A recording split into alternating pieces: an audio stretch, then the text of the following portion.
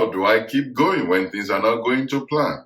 Welcome to Streams. On this edition of Streams, I want to talk to entrepreneurs on how to develop a resilient mindset, how to hang in there even when things are not going to plan.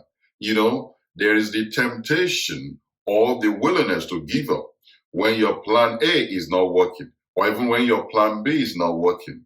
But this edition is to encourage and challenge entrepreneurs to hold on and to reflect before they throw in the towel. Number one, I say you must be relentless. You must go at it again and again. It is being said that when a 50 blow brings down a wall, is it the 50th blow that brings the wall down or the first blow? Is the accumulation of those blows that comes against that wall that eventually brought it down. So also for you as an entrepreneur, you need to keep going at the same thing that you have evaluated, you have done your due diligence, and you know is the right course of action for you. You need to go at it again and again. When you go at it the first time, whether you succeed or not, you go back, reflect, go back to the drawing board, check your moves, whether you made certain tactical errors in terms of your pitch, whether you are trying to net a contract or win a deal, or whether in terms of your product, is it an element of your design that you need to rejig in order to, you just need to keep refining until you get it right. I remember very well when I first moved to the UK and I was involved in door-to-door sales.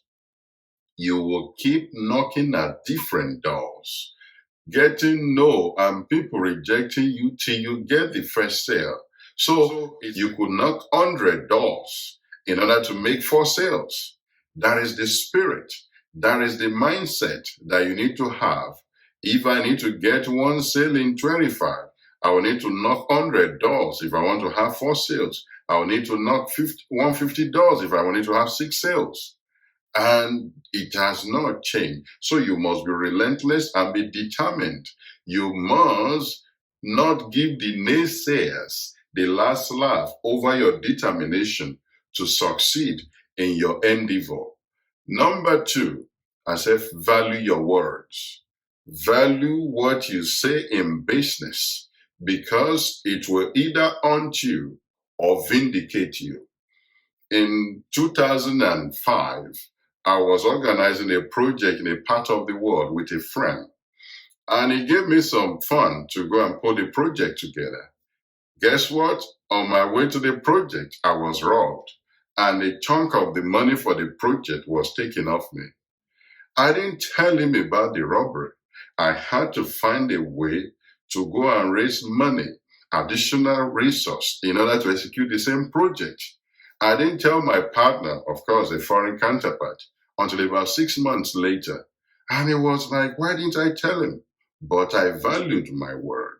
I needed to make sure I executed what I promised to execute against all odds. It would have been very easy for me to turn back and say, oh, because I was robbed. But I needed to make sure when you give a promise, even when as long as your life was not at stake, you need to do everything humanly possible to stick to that promise, to make sure you fulfill and deliver based on the promises and the words you have given. Let people be comfortable to say, if he gives this word, if she gives that word, she's going to go all the way, he's going to go all the way to execute them. You need that because you will not be in a lot of places to defend yourself.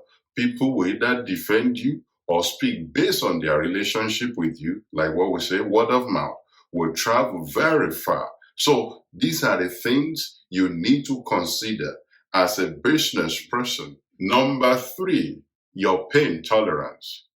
How much of pain can you tolerate? I remember when I first quit my job full-time in 2013 to pursue my vision and to be like, I'm not working anywhere, I'm just going to pursue this vision.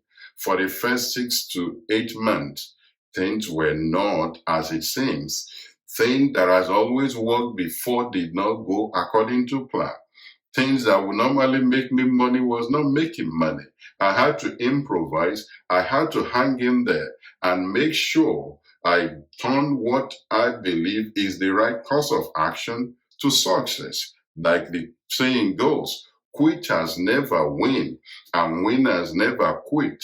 All of the things that you thought, oh, if I leave my job now, I know this thing, this one should be able to give me the immediate returns in order to pay for my bills. Sometimes it doesn't go according to plan, but you need to be able to persevere, is what we call the stay in power, to stay at it and keep going at it and to make sure you will not give in because of the pain.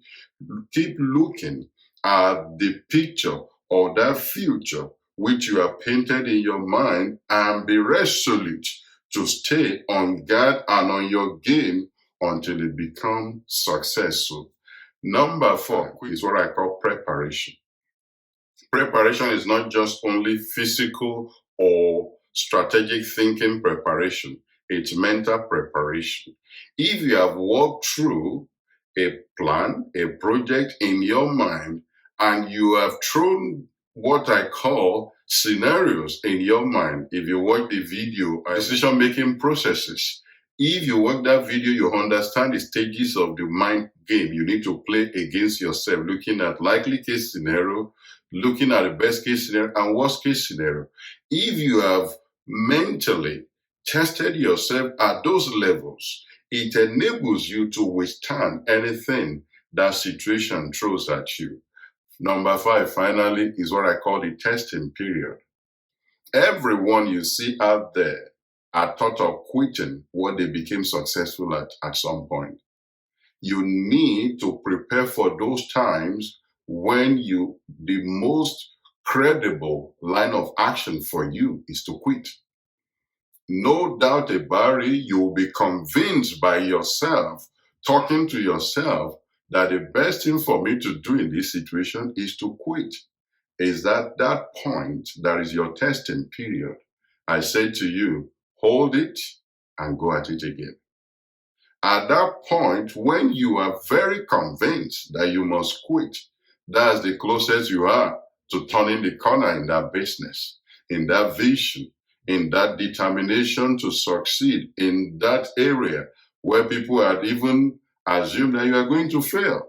So hang in there and then persevere a little longer.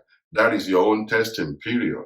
So look at these 5 areas that you need to start working or utilizing in order to build resilience intrinsically in your own vision, in your own business, and you'll be able to withstand anything the economic or the lockdown or the business world throws at you. Share this with your loved ones, share this with your friends, and reflect on it yourself and begin to develop those resilient skills and mental toughness to make your business succeed and make your vision successful.